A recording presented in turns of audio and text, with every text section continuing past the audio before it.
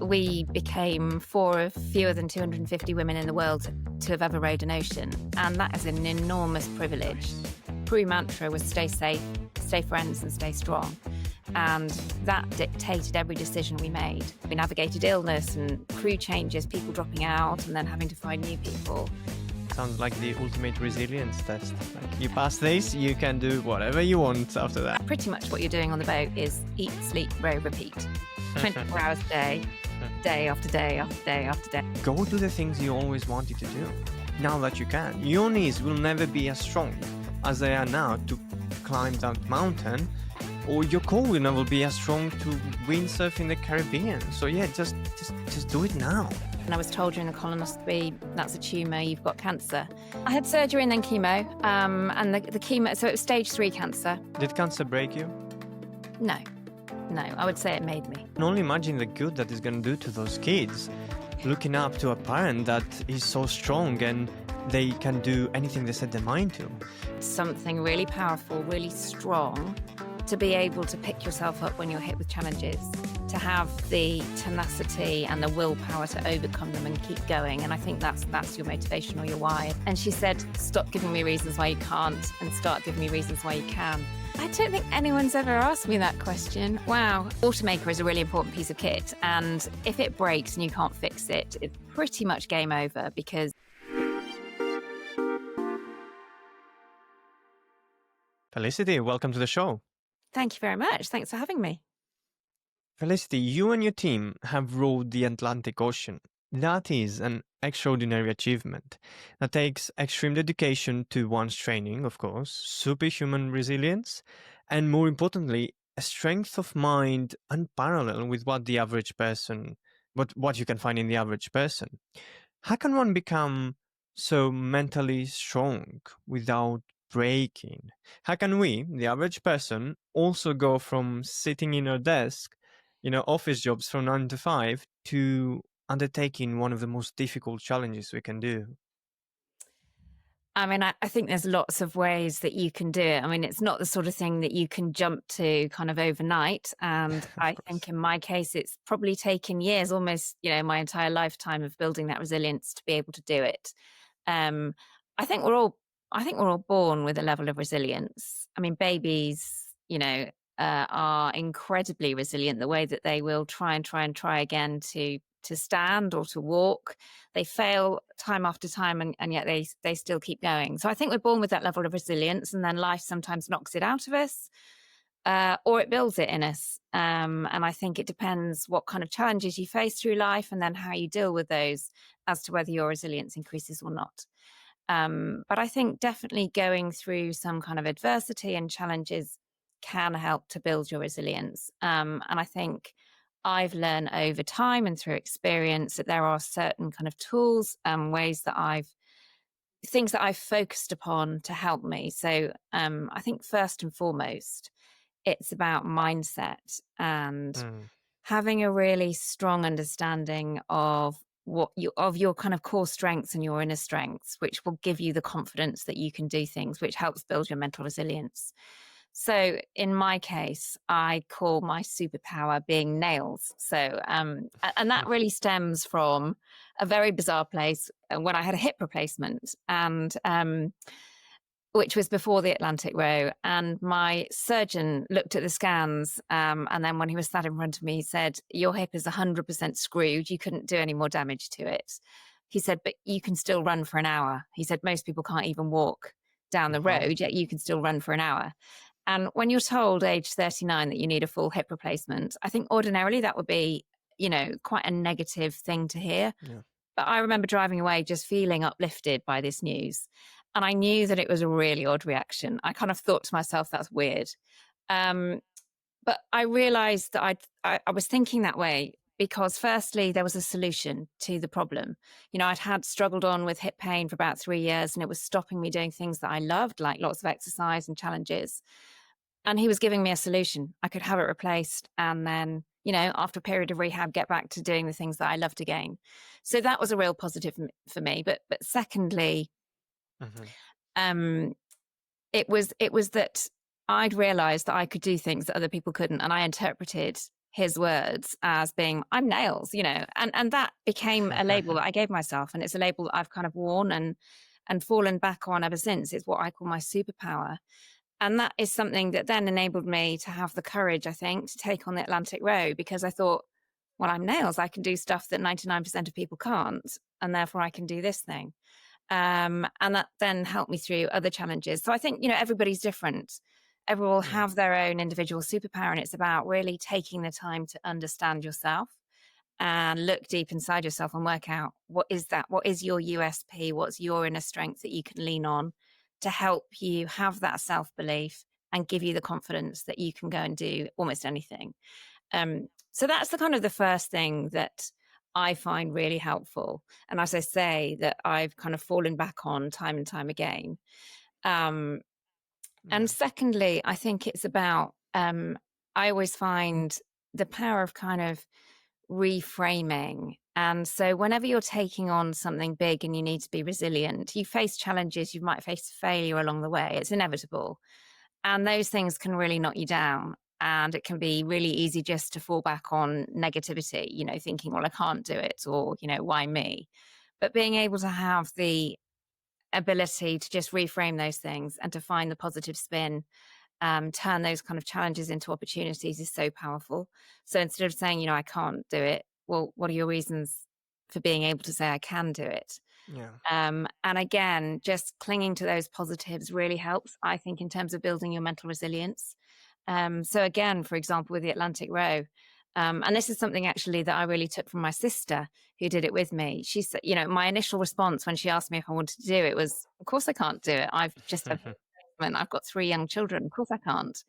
And she said, stop giving me reasons why you can't and start giving me reasons why you can.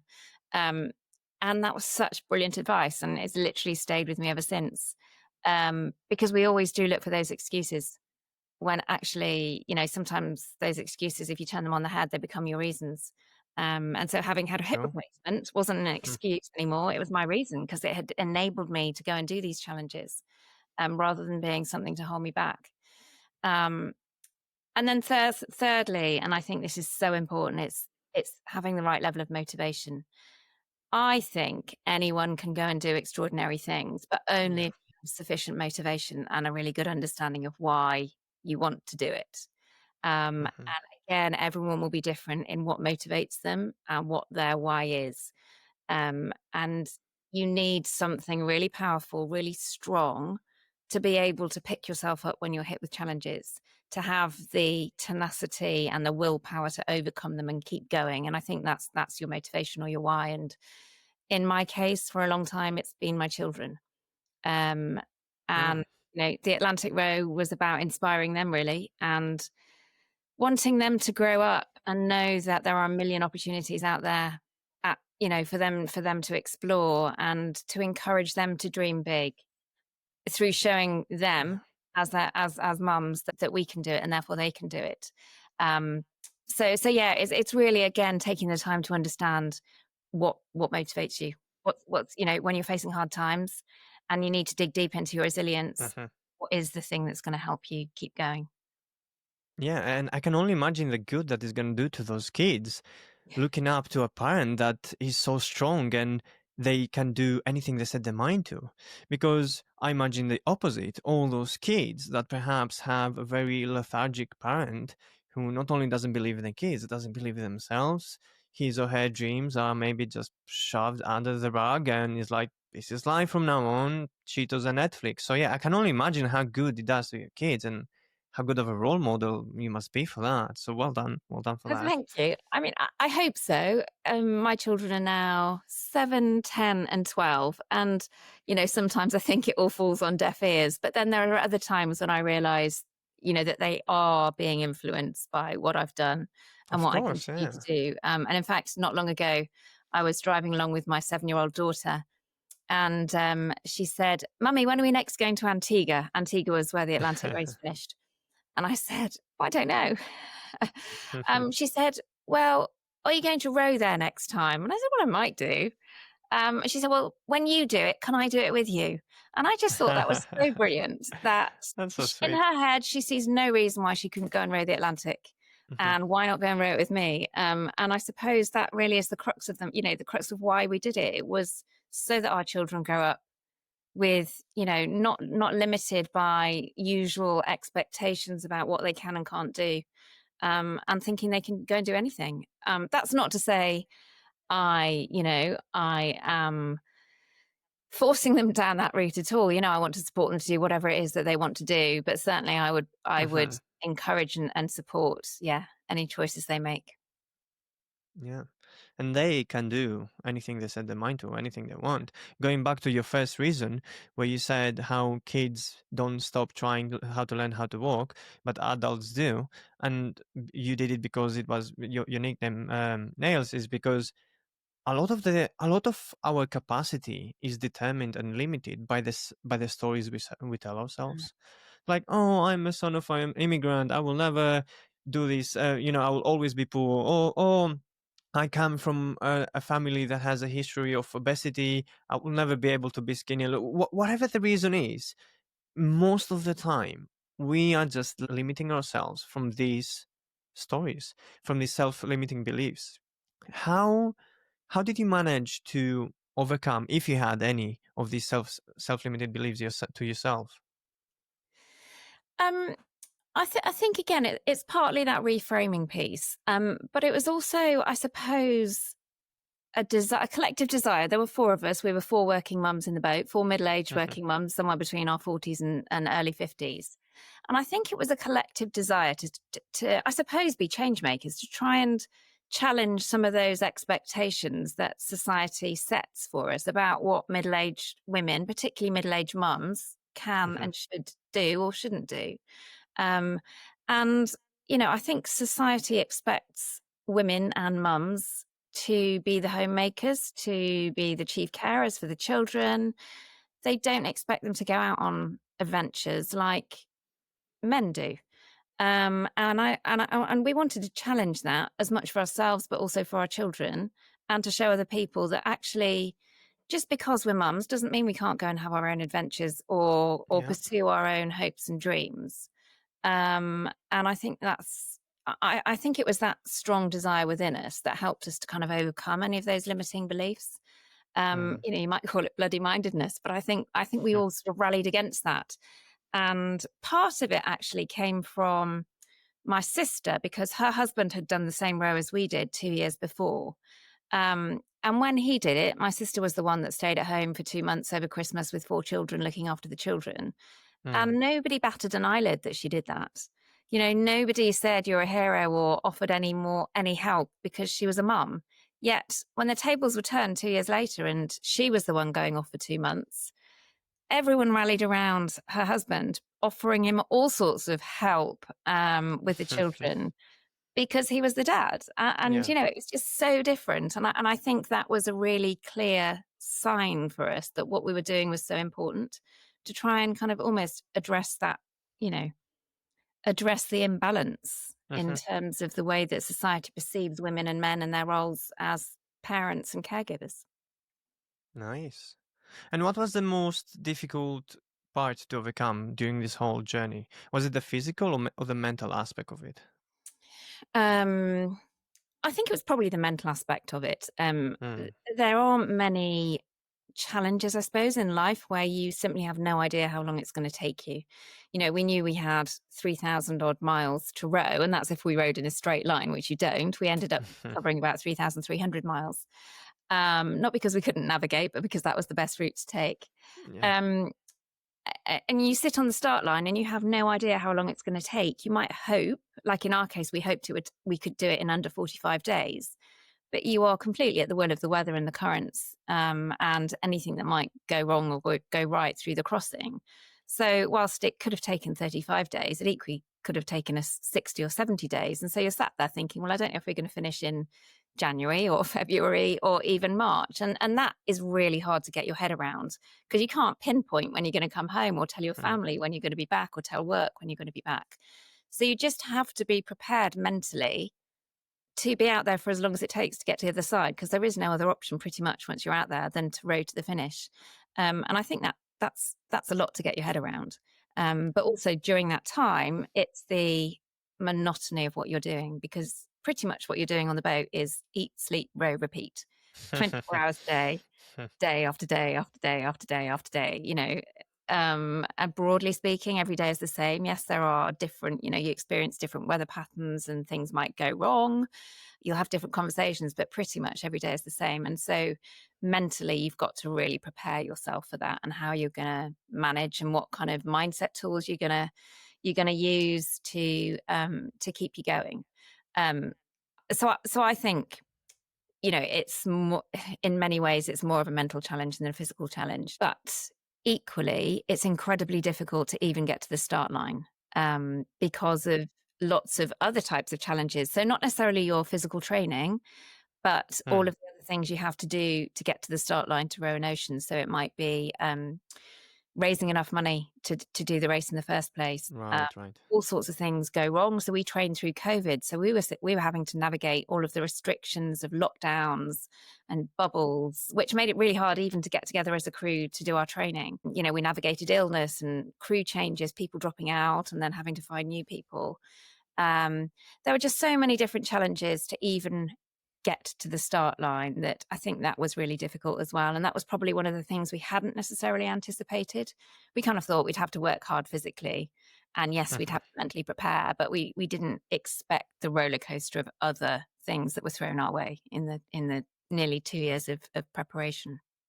Sounds like the ultimate resilience test. Like, you pass this, you can do whatever you want after that. Absolutely. Do you know what? There were so many times when it would have been so easy just to throw our hands up and go, this is just too difficult. We can't do it. We're not doing it. And I don't think anyone would have judged us or blamed us for doing that. You know, Actually, there would have been like, oh, I told you so. Actually, most people would be like, I kind of knew it. You would have given up. And some people might have breathed a sigh of relief, like our parents. But yeah. So it took you know, strength of mind and collective resilience of all of us, really, to keep going and believe that we were going to get there. And what was the scariest part about crossing the ocean? There were lots of times when it was pretty hair-raising. You know, we encountered some pretty big storms. The kind, you know, particularly, and it's particularly frightening at night when you can't really see anything. So sometimes it felt like being almost on I don't know if you've been to Alton Towers, but on a black hole roller coaster where you have it feels like you're hurtling at 1,000,000 miles an hour.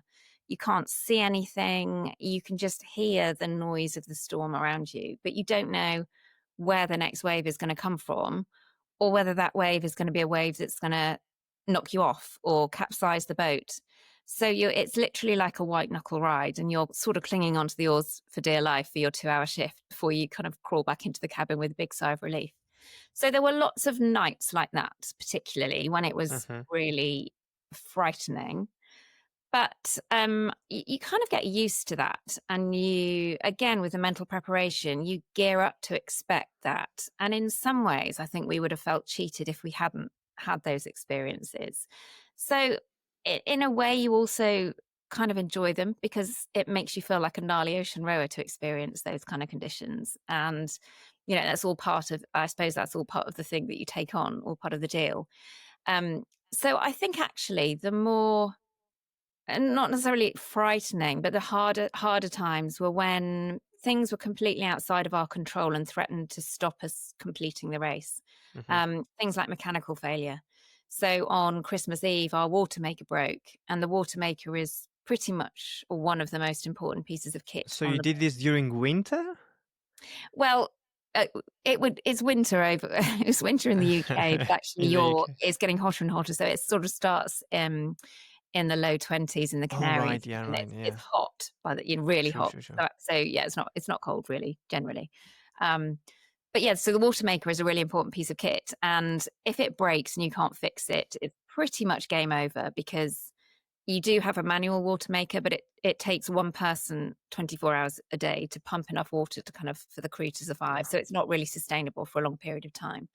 And we had an awful time on Christmas Eve when it broke, and we didn't know if we could fix it. And it took 2 or 3 hours of two of us kind of being upside down in one of the hot cabins, taking it apart and trying to work out what had gone wrong and then putting it back together again. Unfortunately, we did manage to fix it.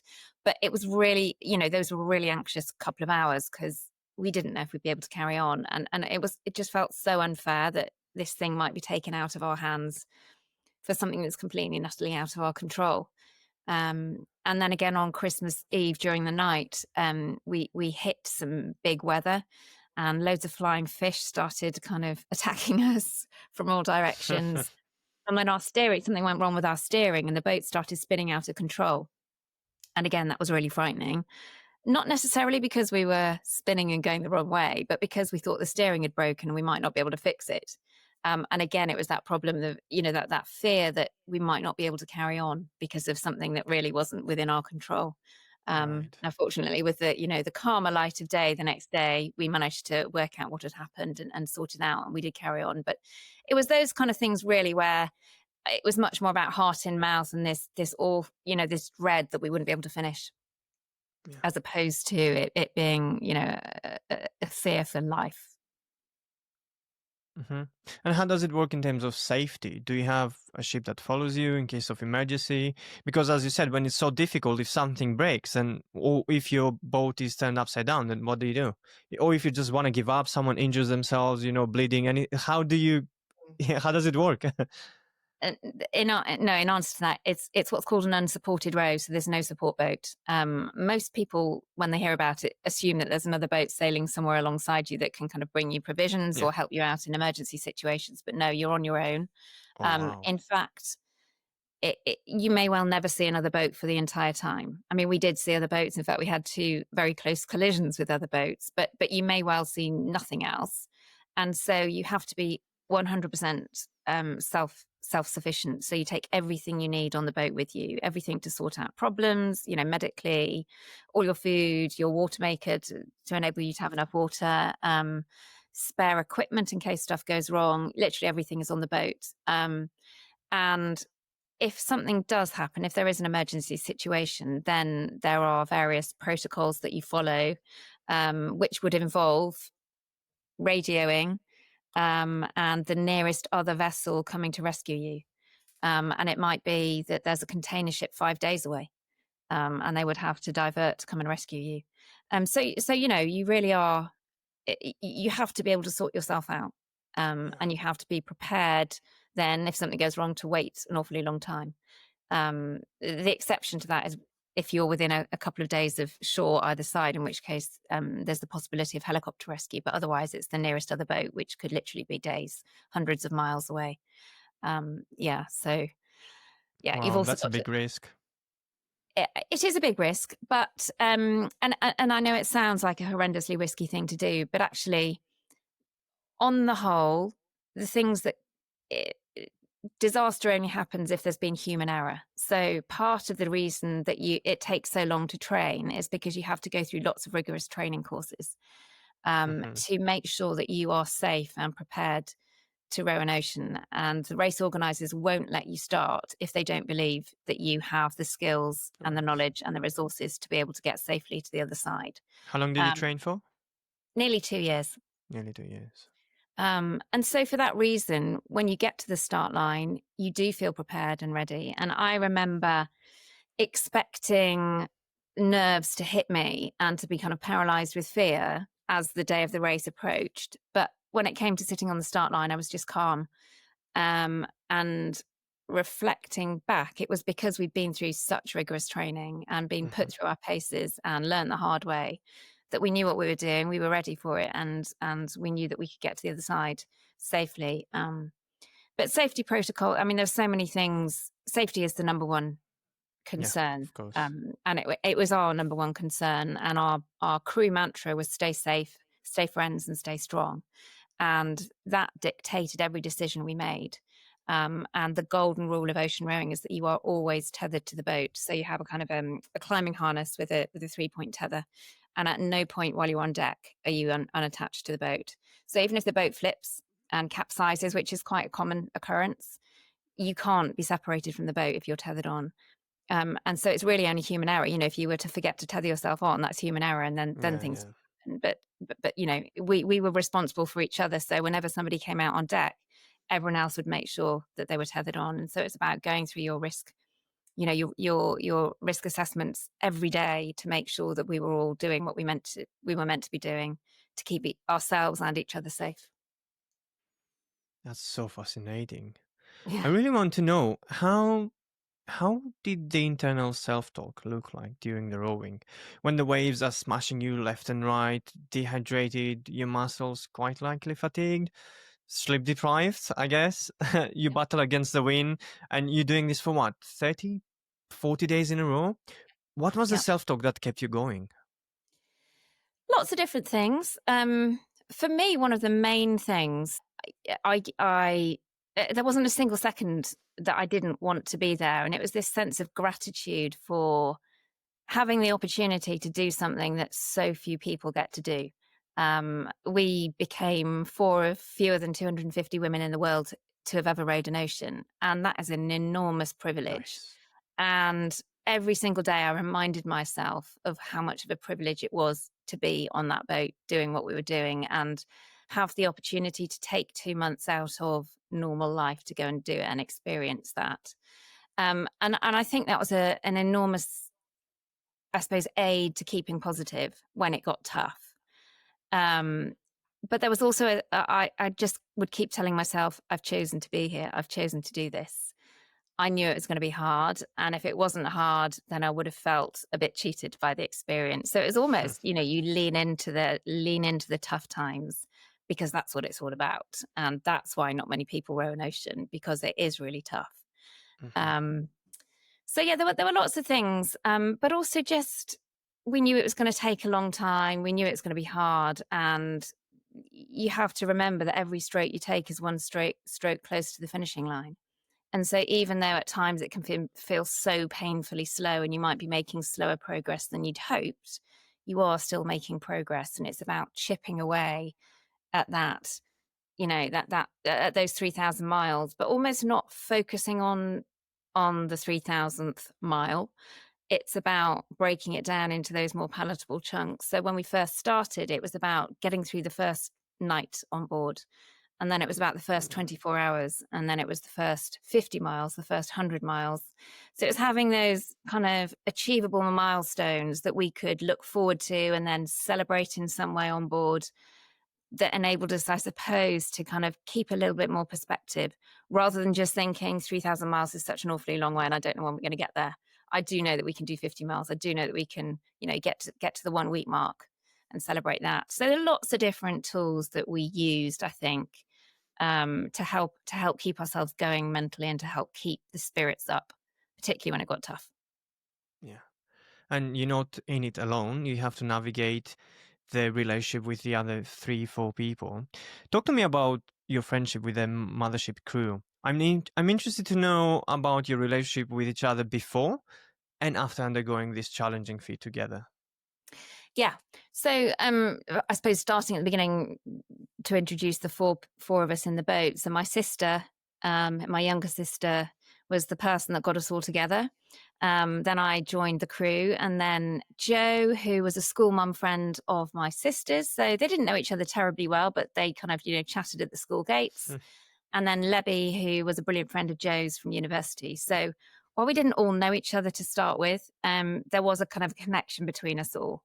And one of the things we really focused on during our training was crew dynamics and crew relationships and really taking the time to understand each other. And that wasn't just a byproduct of the 2 years that we spent training together. It was having sessions where we specifically focused on getting under each other's skin, asking questions like, what motivates you? What do you need, to pick you up when you're having a bad day? And for my sister, that was a hug. We knew beforehand that if she was having a bad day on board, she needed a hug. Lebby, it was a cup of tea. That's what she needed, which wasn't terribly easy to do on a tipping boat, but it's something that we did do on one day because she was having a tough time. And it was also, and I was thinking, understanding how people might react in different circumstances. So we did personality profiling, insights profiling. which gave us a really deep understanding of each other and helped to explain why we react in different ways to different stresses, and meant that I suppose we didn't overreact when somebody was, I don't know, getting stressed over something, because we knew that that was their kind of, their default reaction. So it was arming ourselves with all of that information about each other beforehand, so that we knew we could anticipate reactions and we could almost make allowances for reactions. And so there was a lot of time spent during training doing all of those things. But also getting really clear on our objectives and our, making sure that we were aligned around what we wanted, what and how we wanted to do the row. Because it's not just about getting to Antigua as quickly as possible. Typically you would either aim to compete and aim to kind of go as fast as possible, or you see it as an experience and you just want to get there safely. Now we ended up kind of settling somewhere in the middle. We wanted to do it to the best of our ability, but our number one priority was safety. And we didn't want to get there as quickly as possible at the expense of the experience. So we kind of fell somewhere in the middle. But again, that team alignment was so important, and having this team mantra of stay friends, stay safe, stay strong, because that enabled us to agree on decisions that we made and tactical decisions that were taken during the crossing as well, without falling out over it. And through the row itself, we had daily crew meetings as well, where we would spend maybe 5 minutes each talking about how we were feeling physically, how we're feeling emotionally. That's nice. And that was a brilliant way of nipping anything in the bud really quickly. So it meant that we didn't spend the whole time discussing those things. It was pretty much limited to the daily crew meeting, where people knew they had kind of an avenue to express themselves, and that they would be heard and things would happen as a result, without worrying, without either bottling it up or, I suppose, tainting the entire experiences with a constant barrage of ailments and negativity. That sounds like an amazing opportunity to learn so much about yourself and about the people around you, especially since one of them is your sister. So you already know her, but you get to know another aspect of her. Felicity, please tell me, what was the greatest lesson crossing the Atlantic taught you? And what did you learn about yourself that perhaps you didn't expect to? I think the biggest lesson probably for us all was that we are all capable of doing extraordinary things if we set our minds to it. If you have the right people around you. I mean, it was the four of us in the boat, grinding out the 1.5 million strokes that it took to get there, but we didn't do it on our own. We had so many people around us who helped us, whether it was technical support, teaching us, how to row an ocean, whether it was logistical support, practical support at home, helping out with the family while we were away. There were so many people in what I would call our support crew who made that possible. So that was a big lesson. But I think overall it was that anyone can do anything if they've got the right approach and mindset, if they've got the right people around them, and if you're willing to put in the effort. I mean, you can't expect to achieve extraordinary results if you don't work hard. And for us, that was a lesson. We worked really hard and it paid off. I don't think anyone really expected much of four middle-aged mums in a boat. I think we were expected just to sort of float in somewhere near the back of the fleet, but we put the work in and it paid off and we were competitive. And that did cause quite a few raised eyebrows. In fact, one of the other men's fours we were called the Mothership. They couldn't believe it when a few weeks into the race, they found out that we were quite a long way ahead of them. And I don't know if I'm allowed to use expletives, but they renamed us the motherfuckers. Because they were so sort of politely annoyed, I suppose. But yeah, we defied expectations, definitely, because we worked hard. Yeah. Yeah. Would you ever do it solo? Would you row it by yourself? No. No. No. That's like the next level extreme. No, it is absolutely the next level extreme. But one of the big things I learned from the experience was that I thrive on community and connectivity and relationships. And one of the best things about the row was the relationships that we developed as a crew and the bonds that we formed. The conversations that we had, some conversations were really deep and meaningful, almost talking about the meaning of life and what makes us tick. Other ones were on such a superficial level. We spent a long time laughing, a long time with, proper belly laughs. And that was one of the most brilliant parts of the experience for me, which you just wouldn't get from doing it solo. And so that was a big learn for me, that I just thrive on connection, on relationships, and on being able to share the experience with people. Now it's so special when we get together, that we can share, relive the experience between ourselves and talk about things that happened, which you wouldn't be able to do if you were on your own. So it's a very different experience doing it on your own. It's next level tough, but it's not for me. Yeah, it requires a sort of animal, a sort of David Goggins, if you may, someone who, because that's isolation for 40 days. That's almost like prison, but with the extreme conditions and the fatigue and everything else that it takes anyway. But you're alone with your own thoughts. It must be one of the most difficult things you can ever do. Absolutely. Yeah. I wouldn't necessarily fear being alone with my own thoughts. I'm quite comfortable being alone with my own thoughts and being on my own. It's more, I would just miss the interaction with other people. It wouldn't be as miss fulfilling. the opportunity to share it with someone else. Yeah. Okay, and you've done the experience, and then about 4 months after the race, you got diagnosed with cancer, right? And you, this superhuman athlete, had your body turn against you. Walk me through the thoughts and feelings on the day you were diagnosed, and how did those evolve over the weeks as you've been under chemo? Yeah, so we finished the race on the 21st of January and I was diagnosed on the 20th of May. So, a few weeks afterwards. Weeks, yeah. Yeah, I mean, in retrospect, I'd had signs or symptoms during the row. One of the lovely things about ocean rowing is that the toilet is a bucket. And it's not Sounds glamorous. nice. Yeah, it's lovely. There's a technique called bucket and chuck it, and you really do need to get to be able to master that early days without, to avoid, nightmare scenario. And I from about midway through the race, I started noticing that I needed to use the bucket more during night shift, for some reason during night shift. And I would wait for my sister to come on shift and say, look, I'm really sorry, I'm going to have to break my shift quickly to use the bucket, because I'd get kind of really uncomfortable cramps in my tummy. But we laughed it off because there was nothing normal about what we were doing. There was nothing normal about the, copious quantities of dehydrated food that we were eating, or there's nothing normal about rowing 12 to 16 hours a day. In the blistering heat. So there was every reason to expect your body to have, different bowel habits. It became the kind of the butt of crew jokes. And I won, we held the Mothership award ceremony towards the end of the row. And I won Mother Most Likely to Need an Inconvenient Poo on Night Shift. Not a glamorous award, that one, hardly the envy of the boat. But, we laughed it off.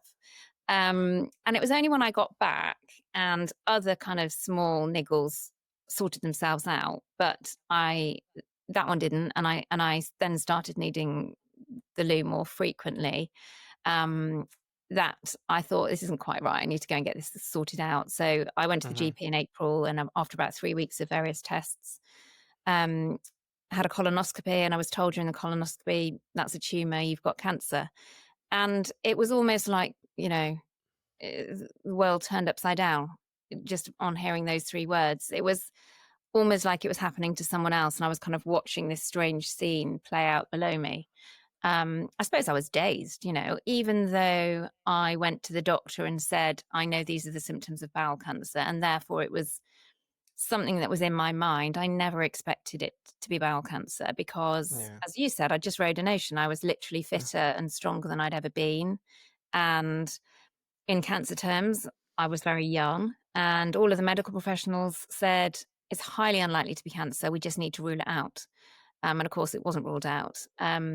So it was a shock, even though I knew it was a possibility.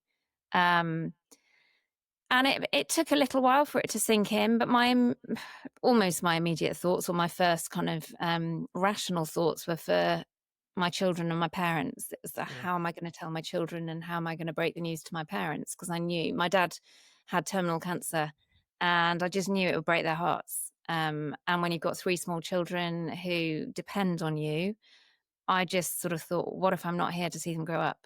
Because, when I was told, I didn't know what the prognosis was. I didn't know if it was terminal or whether it was curable or not.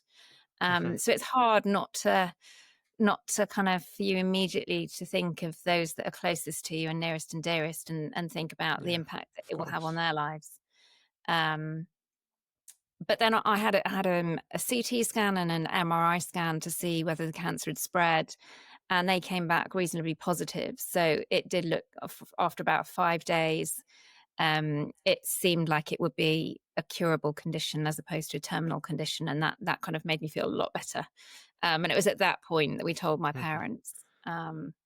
What's the update now? Have you overcome it? Is it you did a surgery, all done, cured? I had surgery and then chemo. And the chemo, so it was stage 3 cancer. It had spread into the lymph nodes, which was why I then went on to have it's about 5-month course of chemo. But the chemo was really a belt and braces approach to mop up any remaining cells, because the surgery probably certainly removed everything that was visible, including the lymph nodes. But I'm now in the middle of a 5-year period of being monitored for recurrence. So, touch wood, I'm cancer free, and it's just about keeping an eye on me and making sure it doesn't come back. And if it comes back, because I'm having regular checks, it'll be caught early, and we'll deal with that when it comes. But I would say I'm not out of the woods, but I'm through the worst of it at the moment, and feeling really fit and well. In fact, I've recently come back from Nepal, where I ran the Everest. Well, it's called the Tenzing Hillary Everest Marathon. It's the highest marathon in the world. Nice. So it involves a 10-day trek to Everest base camp, and then a marathon starting at base camp. There's nothing stopping you, huh? No. Well, do you know, that was, it marked a key milestone for me. And that was the 3-year anniversary of my diagnosis. And my oncologist said to me, when he was talking about this 5-year period of being monitored, he said, look, have a party at 3 years and a bigger party at 5 years. And so, but Everest Base Camp was my kind of take on have a party at 3 years. And I suppose it was my way of proving to myself that I'm not just better, but I've come back stronger. It was definitely about wanting to regain that kind of the level of fitness and strength that I'd had through the row. And to show both myself, but also other people that might be facing similar challenges, that you can come back stronger after adversity, and that you can still have hopes and dreams. It doesn't have to stop you living whatever life you have left. So yeah, it was very much marking a point in time for me, but an incredibly inspiring place to go to celebrate life and health. And, not exactly draw a line in the sand, but certainly, put a couple of fingers up to cancer. That's so inspiring. That's very, very inspiring. And this is such a great reminder of not to take your health for granted. Yeah. Really, like even the fittest among us, you, for example, are subject to life-threatening diseases. And sitting there saying, oh, this would never happen to me, it's so delusional. And I know that because I am that person, partying too much and then neglecting my health, and all with an almost cocky reassurance that I'm somehow impervious to health issues. But I'm realizing this lately that this neglect will bite me in the ass sometime soon. So yeah, to anyone listening, go do the things you always wanted to do now that you can. Your knees will never be as strong as they are now to climb that mountain, or your core will never be as strong to windsurf in the Caribbean. So yeah, just do it now, because you never know. Don't take it for granted.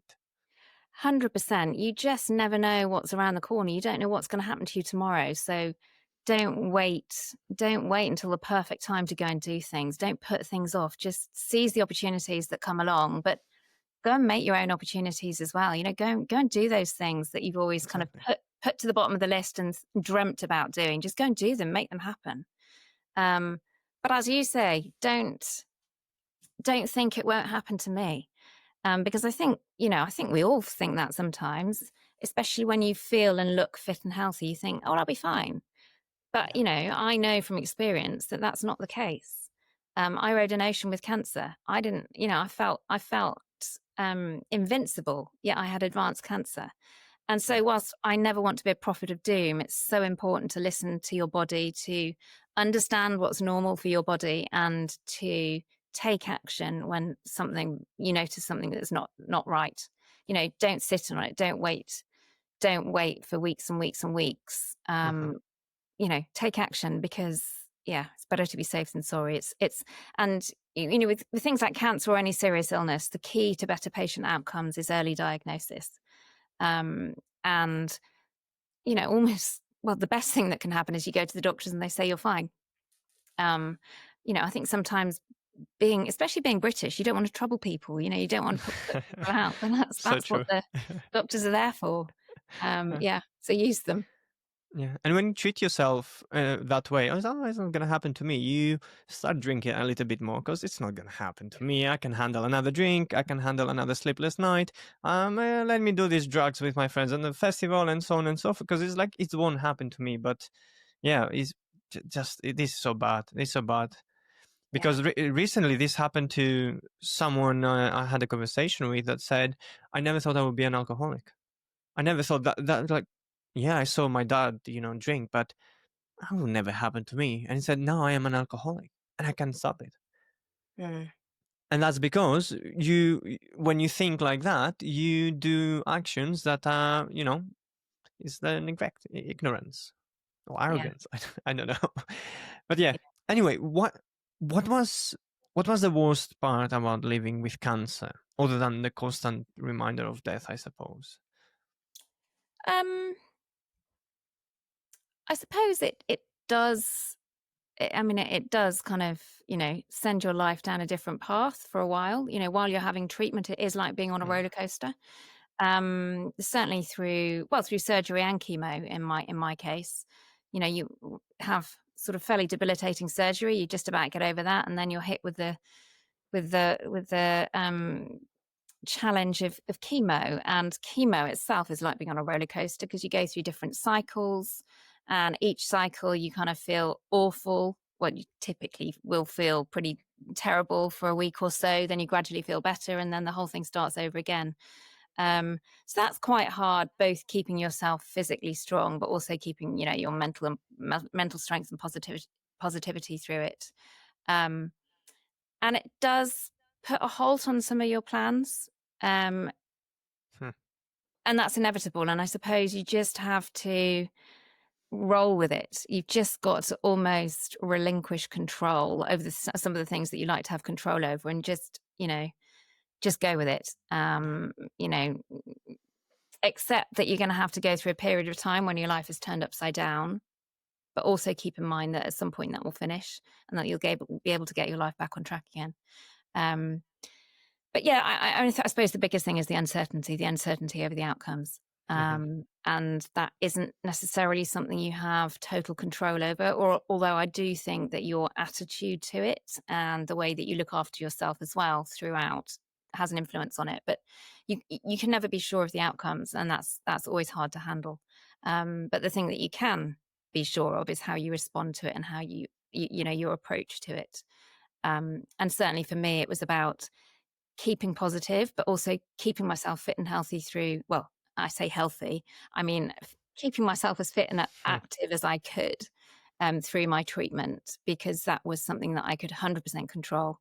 And it became a bit of an anchor for me. It became the thing that was helping, keeping my routine and making me feel like I was still me somewhere underneath all of the horror of the treatment.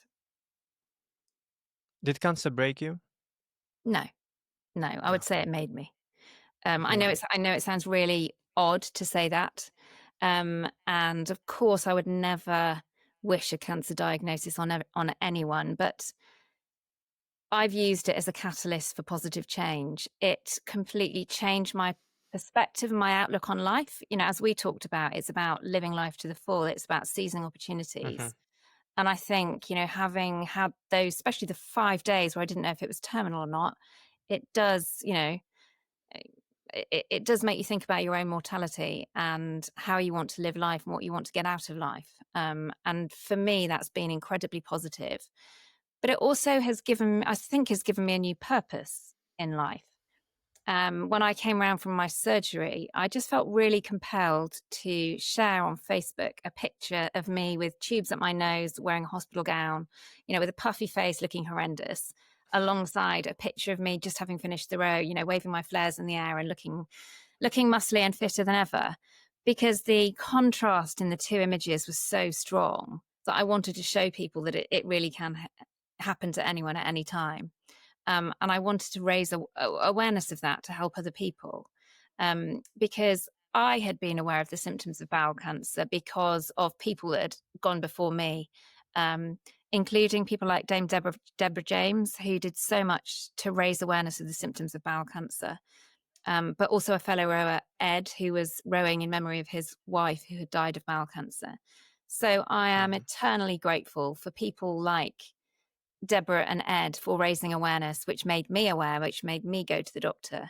And I think part of my compulsion to share those pictures on Facebook was to pay forward that favor, really, that they'd done me to help someone else in the future. And that became a bit of a purpose, I suppose, which prompted then a career change for me. So I left my corporate role after cancer treatment to become a professional speaker. And part of that was about talking about my story, because I think sharing my story and my experiences can really help other people, whether it's through going to the doctors when they get symptoms of something, or whether it's about, approaching other types of challenges and the kind of the mindset and the tools that you can use. And I would never have done any of this without that, having had a cancer diagnosis. So it wasn't pleasant to go through. I would never wish it on anyone, but I can't look back and think I wish it had never happened to me. Wow. I suppose this is a sort of mindset. Maybe it's in your DNA, maybe the way you grew up, but you don't find this often. I think most people would have given up somewhere along the way and perhaps voluntarily let it break them because it would have been unbearable. So I'm curious during this time, and tell me if I'm getting too personal. Yeah. You don't have to answer all the questions. How did your relationship with the family evolve? Because I can only imagine how difficult and strange it must have been to continue living as normal, with the kids trying not to mention the cancer, with the fear and perhaps conflicting thoughts of, your family members worrying that they might lose you, yet perhaps maybe loving you more than ever. How all the fights and disagreements with your spouse vanish in the presence of a life-threatening tumor. Do you mind sharing some of that experience?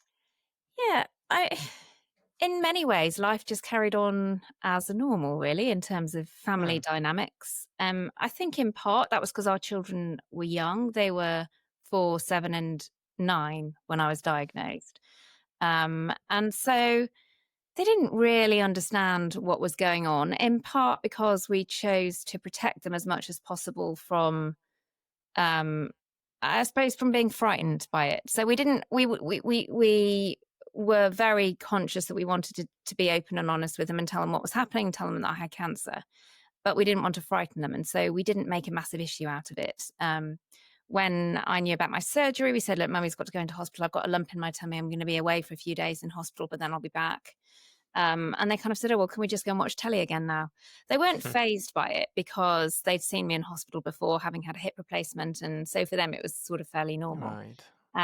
I think when we told them then about the chemo and that it was cancer, it was more difficult because I think cancer for children, I think they associate it with death. Yeah. And because my dad had cancer, which was terminal cancer, they knew he was going to die. And so it's really hard to separate the two things and to not tell them that mine was cancer without them think, and for them to then go and think mummy's going to die. So we really tried to play it down.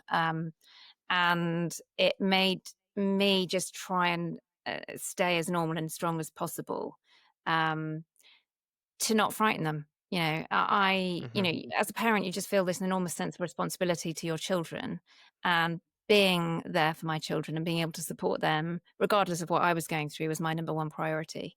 Um, and so sometimes, I would be exhausted through treatment sometimes, but I still managed to find the energy and the strength to do what I needed to do with the children, even if it meant crawling to my own bed at the end of the day afterwards. Um, so for me, it was, the number one priority was to keep life as normal as possible. Um, but also because I was having treatment, it meant, and I wasn't working through my treatment, it meant that I was at home a lot more. And I think they really enjoyed having me home, especially having been away for 2 months for the row. Actually, it was a treat for them to have me at home and at their beck and call for such a such a long period of time. So there were kind of positives for them. So yeah, I mean, it does, I suppose, put a strain on some relationships, but it probably strengthened relationships as much as anything else. It also, I think, gave me much more empathy from what mum and dad were going through, and the treatment that dad had gone through for 4 years. And I suppose that was a special thing as well. He understood what I was going through. I understood what he was going through. And I think that was helpful at that point in time as well. Yeah. Nice. It sounds like it's taking a good direction, and I do believe everything will go fine. But it sounds like a life journey that you're gonna teach. So you learn so much, and so many great things will come out of it. Either being your relationships, either being the book that you're writing now, either being your speaking career, and you already used it as at your best, as your benefit. But yeah, it sounds like it sounds maybe what you needed in a way. Yeah, it does. I know that sounds like a strange thing to say, It's a but I think strange thing, so. yeah, but I think yeah.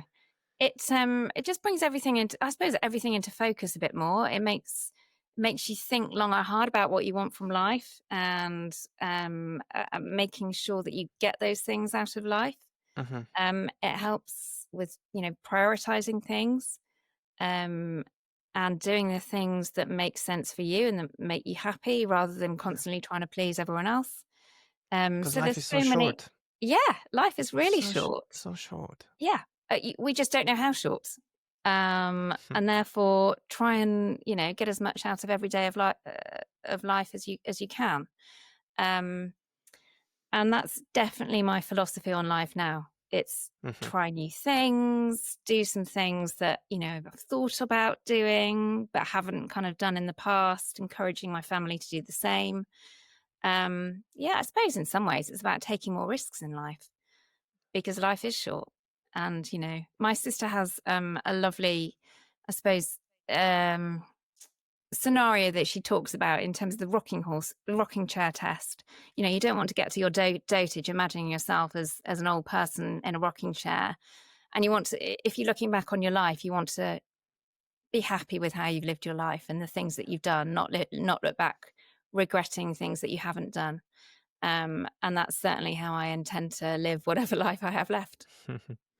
Yeah.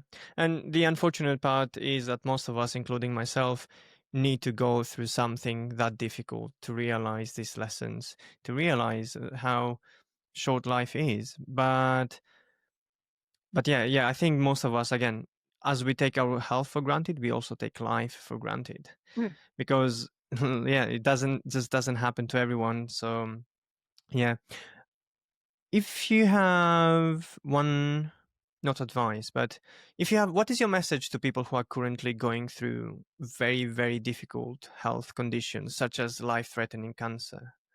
What would you say to them? I would say just try to find something positive. Something positive in every day. It's really hard. It's really hard when you're going through those tough times, and there are times when it's really challenging to think of anything to be positive about. Yeah.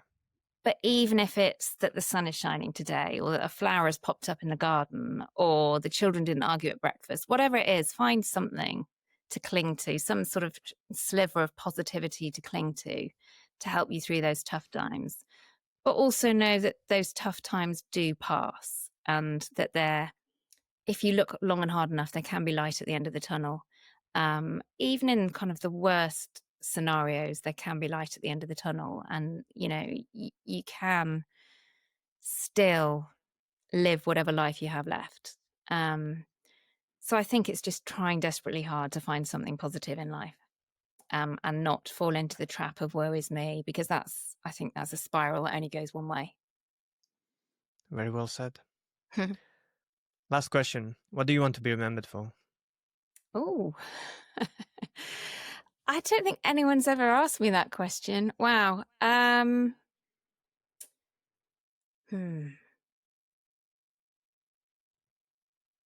Maybe just being a positive influence on those people around me.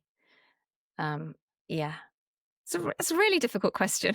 It is, yeah. Or as somebody said to me today, no such thing as difficult questions, just difficult answers. Yeah, I think the energy I bring to life and being a positive influence on my children and those people around me. Beautiful. All right, tell us about your book. It's coming out tomorrow, you said? It's coming out tomorrow, so I don't know when this will be out, but the 8th of July. I think it's the 8th of July. Yeah, the 8th of July. It's called Stronger Than the Storm, and it's really it's a memoir. It's a very personal account of my journey through adventure, adversity, and everything that happened beyond that. And it's about some of the kind of my experiences and the lessons that I've learned. And I hope, it's not a woe is me tale. I hope it's an uplifting story, really, to give people facing challenges, or give people who've been through challenges, hope that they can come through them. But it's not just about kind of getting through them, that they can come through stronger, and that there are brighter days at the end of it. So yeah, very, very much a personal story. I've sort of poured my heart and soul into it. Nice. But I hope people will enjoy reading it, and I think there are lots of different messages that different people can take from it into their own lives. Yeah, I'm sure. There's no way after listening to you for 1 hour for them not to want to buy the book and get some hope for themselves as well, for whatever difficult situations they're going through. Yeah. Felicity, thank you very much. Thank you for being on the podcast. Thank you so much for having me. I really enjoyed talking to you.